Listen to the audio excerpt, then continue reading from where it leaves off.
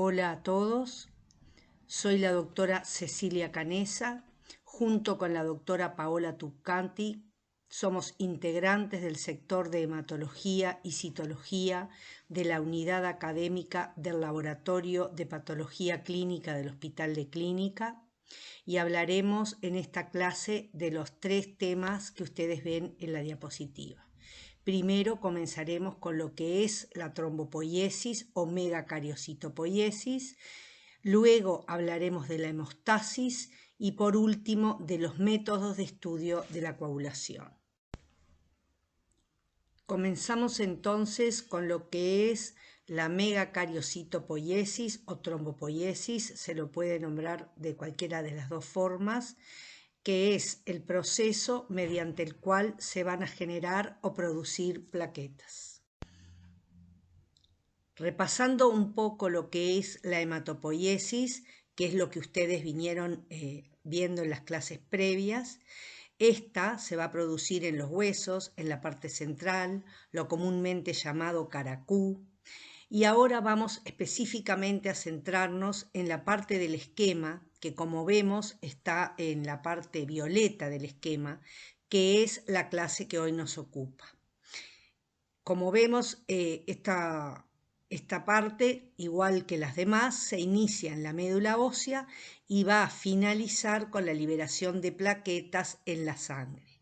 Si miramos todo el esquema, vemos que el megacariocito, las células involucradas en lo que son la trombopoiesis, son las células más grandes de todo lo que es la hematopoiesis y va a crecer en una forma peculiar, que la explicaremos más adelante, y va a dar origen a la plaqueta, que son las células más pequeñas de la hematopoiesis. Así, la trombopoiesis se lleva a cabo en la médula ósea roja, también puede ocurrir en el pulmón, está regulada por la trombopoietina, es un proceso que dura aproximadamente una semana, desde la proliferación y diferenciación de la célula madre hematopoyética hasta llegar al megacariocito maduro. Podemos separarlo en dos fases: la fase proliferativa con la expansión de los precursores megacariocíticos. Esta fase proliferativa ocurrirá o se producirá en el núcleo, donde va a ocurrir lo que se llama la poliploidización por endomitosis, que es un proceso mitótico inconcluso, dando origen a un núcleo multilobulado cada vez de mayor tamaño, como podemos observar en la figura que tenemos en la diapositiva. Esta célula madre va a ir dando origen a otras células hijas y, como ven, el megacariocito maduro va a ser una célula de gran tamaño con un núcleo polilobulado. Luego tenemos la fase madurativa, la cual es citoplasmática, en donde se van a producir una gran cantidad de proteínas que serán almacenadas en 3 tipos de gránulos, que son los que en el futuro heredarán las plaquetas, y dentro de ellos tenemos los gránulos alfa, los gránulos densos y los lisosomas. Los gránulos alfa van a contener fundamentalmente factores de crecimiento que estimularán la proliferación de fibroblastos, la síntesis de la matriz extracelular y la angiogénesis, y por otro lado los gránulos densos contienen agonistas o activadores plaquetarios como el ATP, ADP, calcio, magnesio, serotonina, etc., para asegurar la formación del coágulo plaquetario. Como vemos en esta diapositiva, todo se inicia por la célula madre hematopoyética, que es la célula que tenemos más a la izquierda de la diapositiva, que va a dar origen al progenitor mieloide común o precursor mieloide común, que a su vez va a dar origen a las distintas líneas celulares. En este caso particular vamos a hablar de que esta célula va a dar origen al progenitor de la línea megacariocítica, que será todo lo que está en el recuadro violeta. Este progenitor de línea megacariocítica se dividirá por mitosis y dará origen al megacardioblasto, que no está identificado en la foto, por lo cual pusimos un asterisco rojo en el lugar donde iría esta célula. Estas, el promegacardioblasto, son células diploides y debemos destacar que ninguna de estas células hasta ahora nombradas van a tener una identificación morfológica. ¿Qué quiere decir esto? Si nosotros miramos la imagen, vemos que todo lo que está a la izquierda de las líneas punteadas en todas las líneas madurativas, no vamos a poder identificarlo por microscopía, por ejemplo, sino que vamos a requerir de otras técnicas, como puede ser, en el caso que pusimos en este ejemplo, el inmunofenotipo por citometría de flujo, donde utilizando anticuerpos monoclonales específicos de cada línea, podemos identificar estas células anteriormente nombradas. En cambio, de la línea punteada hacia la derecha, que ustedes ya ven que vemos una foto, ya no vemos un dibujo, sino que vemos foto en todas las líneas madurativas, vemos que desde ahí en adelante sí vamos a poder identificar esta célula en un estudio morfológico, como puede ser, por ejemplo, un mielograma.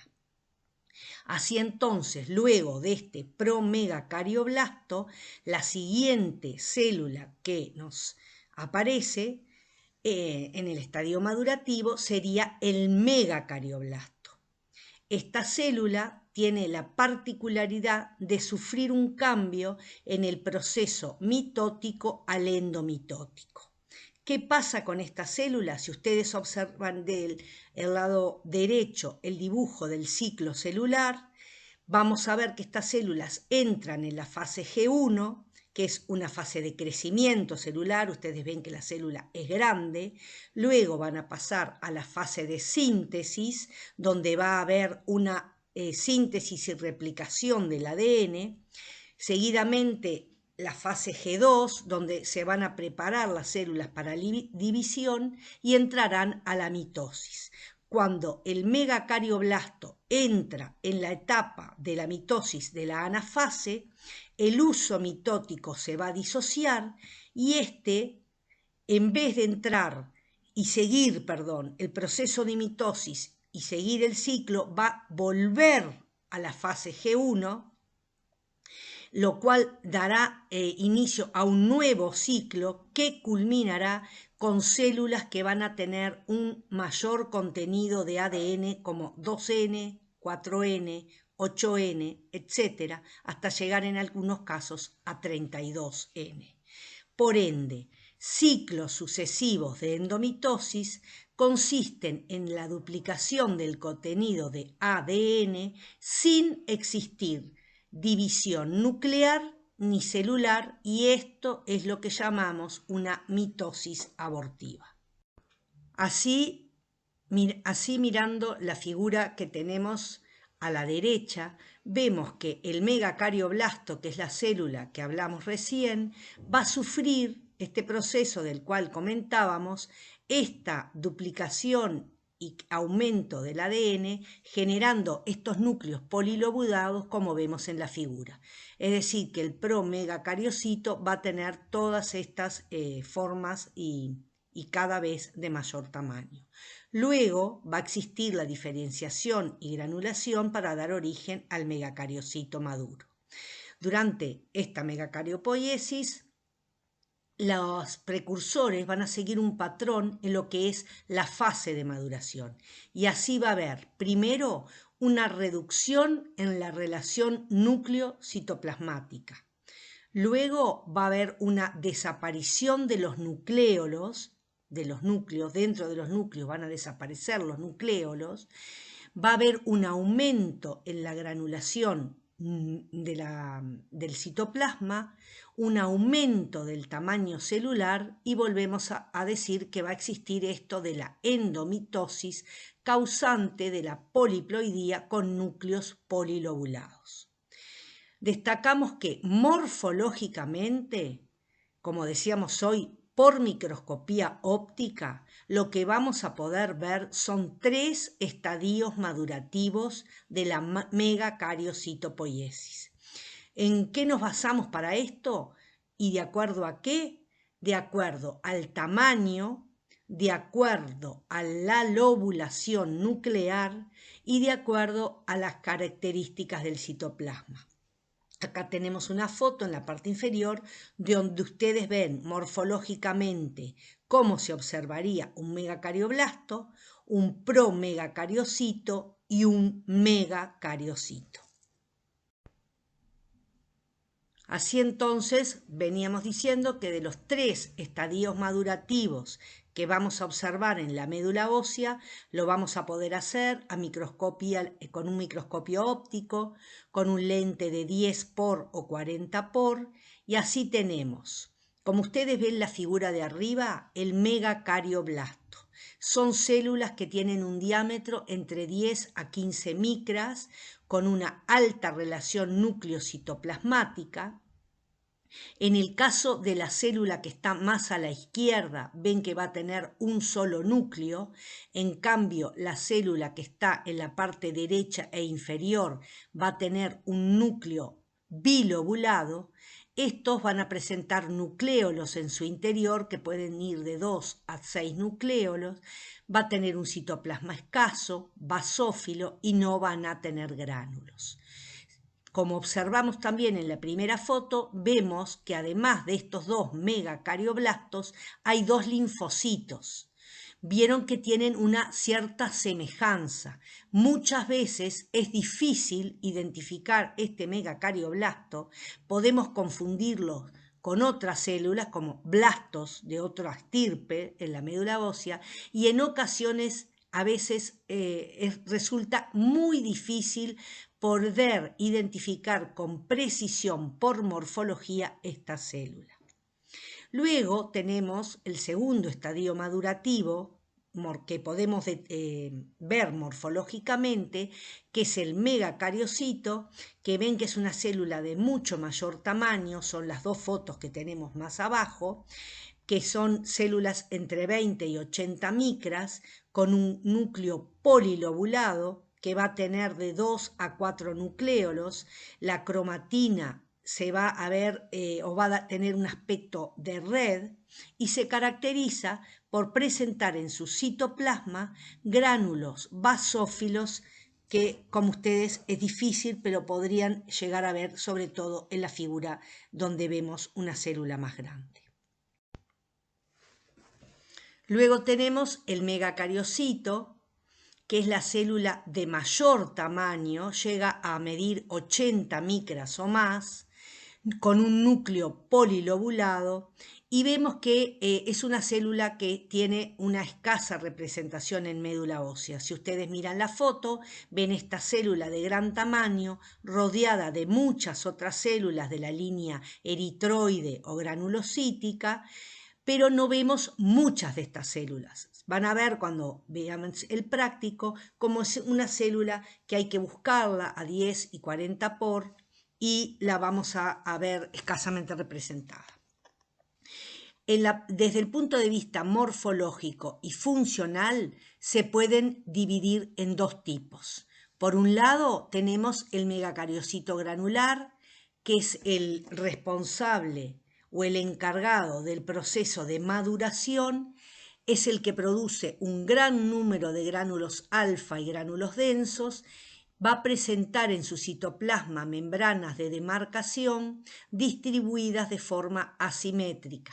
Si nosotros intentamos verlo, podemos ver en el citoplasma de la célula superior como unas rayas que nos da la idea de que existen esas membranas de demarcación de las cuales estamos hablando. Y luego vemos la figura inferior, que corresponde al megacariocito maduro, que va a ser el responsable y el liberador de plaquetas.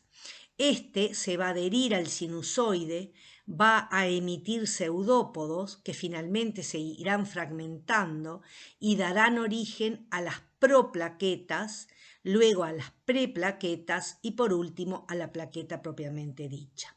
Morfológicamente esta célula tiene un núcleo con una cromatina muy condensada, no podemos o no logramos y no se observa nucleolo, el citoplasma es extenso, como ustedes ven en la foto, y está cubierto totalmente por granulaciones basófilas.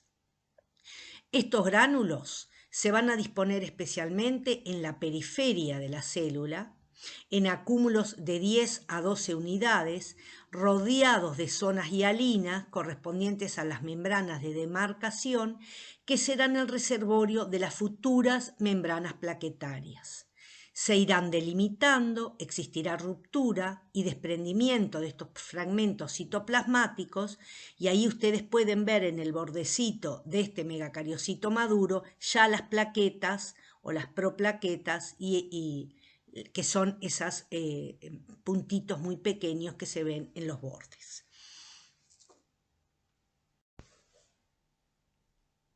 Como vemos en la figura superior izquierda, que es un esquema de lo que veníamos hablando, se va a observar el megacariocito extendiendo sus proplaquetas hacia el interior del sinusoide.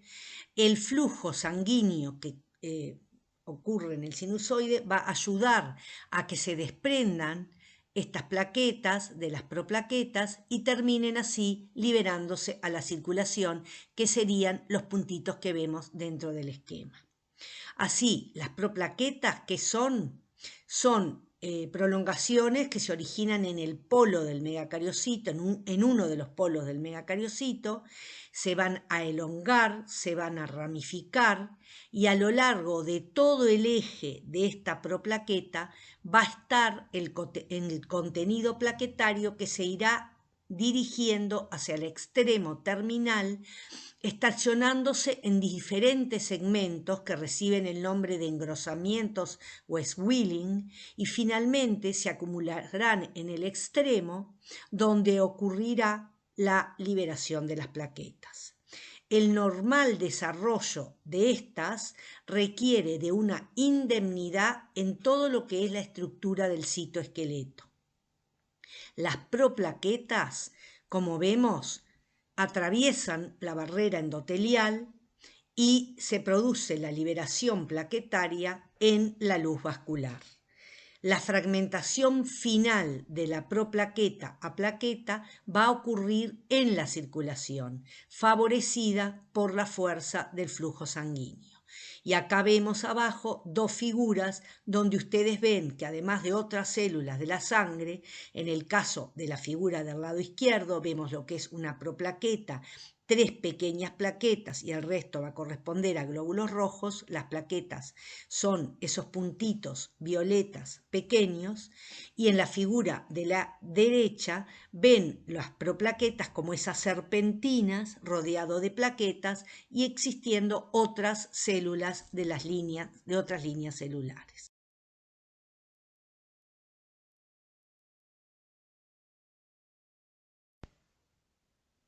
Además de todo lo que veníamos explicando de lo que es la morfología de los distintos estadios madurativos, debemos destacar la importancia del microambiente medular, el cual va a cumplir un rol clave en la organización temporo-espacial de la producción plaquetaria. Y volvemos a insistir en que a medida que el megacariocito madura, como vemos en la flecha, migra al nicho vascular, dando lo que veíamos hoy como las proplaquetas y las plaquetas atravesando el endotelio. Además, en el nicho vascular, el contacto del megacariocito con este endotelio y la acción de factores de crecimiento locales van a favorecer la diferenciación. En cuanto a la regulación de la trombopoiesis, como vemos en el esquema, vamos a tener factores que estimulan la megacariocitopoiesis o trombopoiesis y factores que inhiben la trombocitopoiesis. Dentro de los factores que estimulan, la más importante es la trombopoietina, de la que hablaremos más adelante, pero también existen interleuquinas como la 3, la 6 y la 11, y el factor estimulante de colonias gránulo-monocíticas como estimuladores de la misma. Por otro lado, tenemos factores que inhiben, como es el TGF-beta y el factor plaquetario 4, como vimos en el... La trombopoyetina, entonces, es una hormona sintetizada fundamentalmente por el hígado, pero también por el riñón y el estroma de la médula ósea. Estimula todas las etapas de la megacariocitopoiesis, como son la proliferación, la diferenciación, la sobrevida, la endomitosis y la maduración. Esta trombopoyetina, como vemos en el esquema de la izquierda, que está representada por un pentágono, se va a unir a un receptor llamado MPL, el cual va a activar al gen JAK2, como vemos, el gen JAK2 es el que vemos como una figura verde, el que va a dar la producción de una tirosinquinasa que la misma va a promover el crecimiento y la división celular. Luego, como vemos en la figura, van a existir diversas vías de señalización intracelular que potenciarán todo lo que es el aspecto de la función plaquetaria. Así decimos que cuando hay un aumento de plaquetas, hay una depuración de esta trombopoyetina por unión al receptor, disminuyendo los niveles plasmáticos de esta y determinando un menor estímulo de la megacariocitopoiesis. A la inversa, cuando hay una disminución de las plaquetas, hay un aumento de esta hormona plasmática y así se estimulará la trombopoiesis. Los niveles de trombopoyetina dependen entonces no solo del número de plaquetas, sino también del número de megacariocitos en médula ósea. Los niveles se van a encontrar muy elevados cuando hay disminución de los megacariocitos y las plaquetas, mientras que en trombocitopenias o disminución de las plaquetas, pero con megacariocitos conservados en médula ósea, los niveles de esta trombopoyetina puede ser normal o moderadamente aumentado. En condiciones inflamatorias puede existir la síntesis hepática de la trombopoyetina que puede aumentar a través del estímulo de otra citoquina proinflamatoria como es la interleuquina 6. Debemos decir que existe otro mecanismo de regulación que es cuando las plaquetas envejecen, van a sufrir un proceso de apoptosis expresando la fosfatidilcerina en su membrana, la que promueve la remoción de estas plaquetas envejecidas por el sistema monocítico macrofágico, fundamentalmente a nivel del vaso. El megacariocito tiene funciones y no solamente va a ser la producción de plaquetas, que es lo que vinimos hablando hasta el momento, las cuales van a participar en la hemostasis, en la respuesta inmune y en la cicatrización, sino que también cumplen otras funciones como es el mantenimiento de la matriz extracelular, la homeostasis del tejido óseo y la regulación de la célula madre hematopoyética. En este sentido, también se ha visto implicadas la función de megacariocito en lo que es la etiología de la fibrosis de la médula ósea y en algunos casos del pulmón. Aquí solamente, a forma de resumen o en suma, les dejo este esquema de todo lo que corresponde entonces a la trombocitopoiesis. Ahora vamos a entrar en lo que son las plaquetas. Las plaquetas son elementos anucleados de forma discoide, con un valor de referencia en sangre entre 150.000 a 450.000 por milímetro cúbico, con un diámetro que va de 0,5 a 2,5 micras, son muy pequeñas, como ya lo hemos venido diciendo. El volumen plaquetario medio es entre 7 a 9 femtolitros. tienen una vida media de 7 a 10 días y, como venimos diciendo a lo largo de toda la charla, son producidas en la médula ósea a través de la megacariocitopoiesis y destruidas en el vaso. Acá mostramos distintas imágenes de lo que son las plaquetas.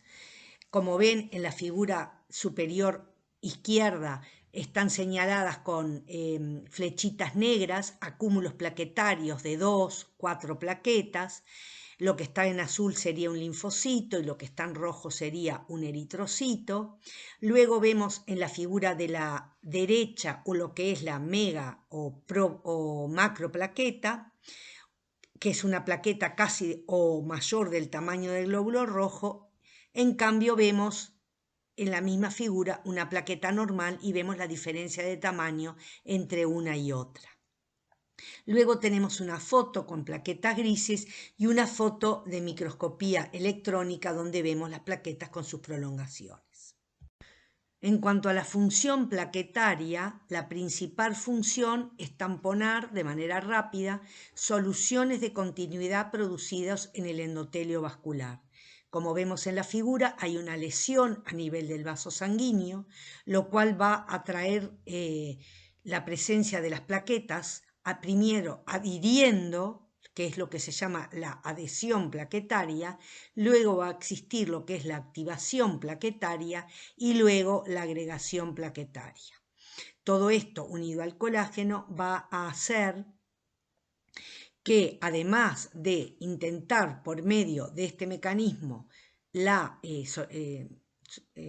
solucionar la lesión vascular, esto va a dar origen a la activación del sistema de la coagulación y a la fibrinolisis, y también las plaquetas van a tener otras funciones como ser en la inflamación, en la cicatrización, en la fibrosis, en la arteriosclerosis y en las trombosis. En cuanto a lo que es la estructura plaquetaria, va a tener fundamentalmente 3 componentes, como vemos en la figura. El primero va a ser la membrana plaquetaria, luego los gránulos plaquetarios y los organelos intracitoplasmáticos, y por último o tercero, el citoesqueleto y las proteínas motoras. La membrana plaquetaria, que es de lo que vimos anteriormente el primer punto, ¿qué va a contener?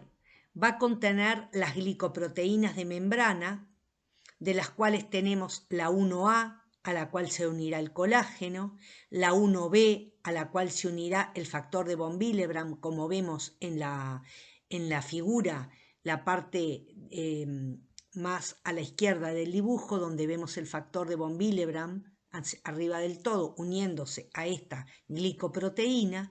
Luego tenemos la glicoproteína 2B3A, que participará en la unión al fibrinógeno y también al factor von Willebrand, y la glicoproteína 4, a la cual se unirá al colágeno y a la trombospondina. Existen también receptores no glucoproteicos que actuarán en la regulación, la activación, la agregación plaquetaria mediante la unión al ADP, como ustedes ven esa figurita, ese cuadradito amarillo, a la adrenalina, a la trombina y al tromboxano A2. En cuanto a los gránulos de las plaquetas, tenemos 2 tipos fundamentales, que son los gránulos alfa y los y los cuerpos densos. Los gránulos alfa, como ustedes ven ahí, tendrán todas esas sustancias que nombramos y que están escritas en la diapositiva y se encontrarán en el interior del citoplasma, y los cuerpos densos, que tendrán sustancias como la serotonina, el calcio, el ADP y el ATP. En cuanto a la estructura interna de la plaqueta, hablábamos hoy del sistema canalicular abierto, que si ustedes logran verlo en el dibujo de arriba, que va a contribuir en lo que es el estiramiento y la expansión de las plaquetas. Luego tenemos el sistema tubular denso, que va a tener un papel importante en lo que es la regulación del calcio y en la síntesis de prostaglandina y tromboxanos.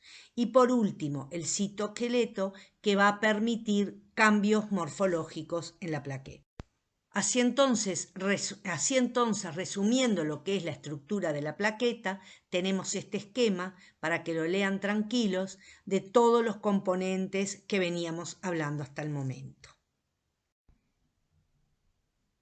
Y así, para terminar con esta parte de la clase, diremos que en situaciones normales las plaquetas no se adhieren entre sí, pero si, como decíamos, se produce una ruptura del endotelio, estas se adherirán a la lesión, se adherirán entre sí mismas, iniciando el proceso de la coagulación de la sangre, que tendrá como objetivo principal detener la hemorragia y establecer la base del proceso de reparación del vaso. Terminamos entonces todo lo que se refería a la trombopoiesis y comenzaremos con la segunda parte que mostrábamos al inicio, que es la hemostasis. Y decimos entonces que el conocimiento de la fisiopatología de la coagulación o hemostasis es clave para comprender la clínica y la biología de las enfermedades tanto hemorrágicas como trombóticas. Definimos hemostasis entonces como el conjunto de interacciones entre los componentes de la sangre y de la pared vascular que van a comprender mecanismos fisiopatológicos responsables de mantener la sangre en un estadio líquido dentro de los vasos sanguíneos, además de esto evitando una fuga de esa sangre, que es la hemorragia, o el pasaje a un estadio sólido, como sería la trombosis. Debe existir entonces, como vemos en la figura, un equilibrio. Así entonces, como vemos en el esquema de la hemostasis, este conjunto de mecanismos conforman un sistema eficiente y coordinado para prevenir la aparición espontánea de trombosis arteriales y venosas. En cuanto a las etapas de la hemostasis, tenemos por un lado la etapa primaria o básculo-plaquetaria, donde va a existir una vasoconstricción local, una adhesión de la plaqueta al subendotelio y una agregación de las plaquetas entre sí, lo que dará lugar al tapón hemostático primario o tapón plaquetario. Por otro lado, tenemos la hemostasis secundaria o etapa coagulopática, donde lo que se va a producir es la formación y el posterior depósito de fibrina, dando lugar al tapón hemostático secundario, fibrina, y luego a la degradación del material depositado por la fibrinolisis. Es importante destacar el papel del endotelio, que sabemos que es una monocapa de células que cubre la superficie interna de los vasos sanguíneos, que está permanentemente sufriendo un estrés hemodinámico por el flujo sanguíneo, por la presión sanguínea y por la distensión de la pared. Es además un órgano muy activo con múltiples funciones, como es la regulación de la hemostasis, como es la formación del tejido conjuntivo, la proliferación celular, la inflamación y la inmunidad. Debemos recordar que en el endotelio es el principal sitio de producción fisiológica del óxido nítrico y de la prostaciclina, así como de las glicoproteínas con actividad ectoadipasa y moléculas inhibidores de la activación plaquetaria que contribuyen a que el endotelio normal no se puedan adherir espontáneamente plaquetas circulantes.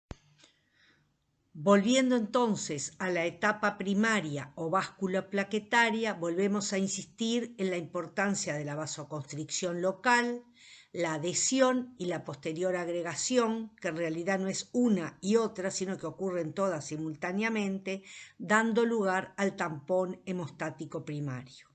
Debemos decir que en este proceso de hemostasis primaria, el objetivo es frenar inicialmente la hemorragia. La globalidad de este proceso es muy importante en la hemostasis a nivel capilar o de pequeño vaso. Este tapón hemostático primario, constituido exclusivamente de plaquetas, es débil, friable y su resistencia puede ser vencida por la presión de la sangre en vasos mayores y las plaquetas de sufrir un desprendimiento y ser arrastradas por la corriente hacia la circulación sanguínea.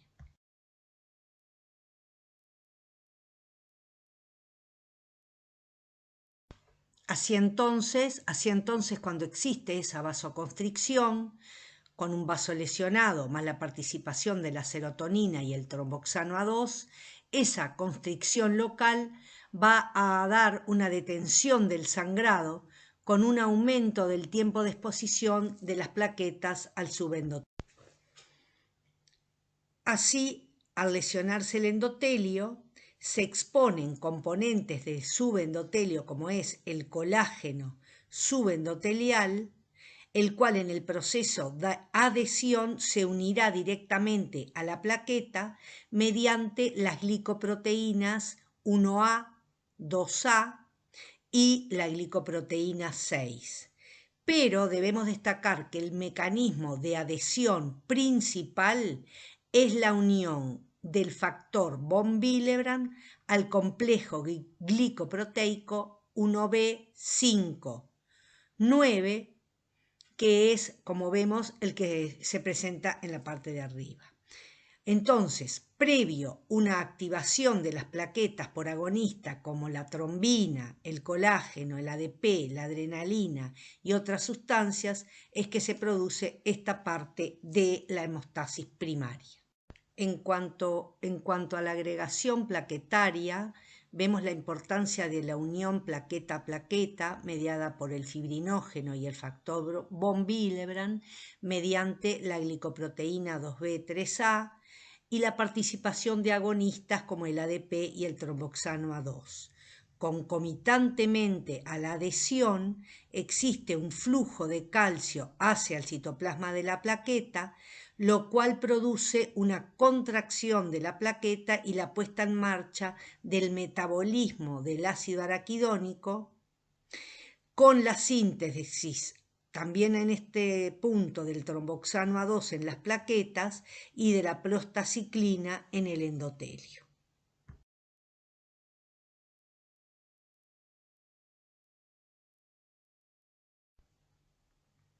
Así damos fin a lo que sería la descripción de la etapa primaria y entraríamos en la etapa secundaria, la cual va a desarrollarlo la doctora Turcati junto a los estudios de la coagulación. Hasta aquí está mi parte, me pongo a las órdenes y agradezco mucho su atención. Hasta luego.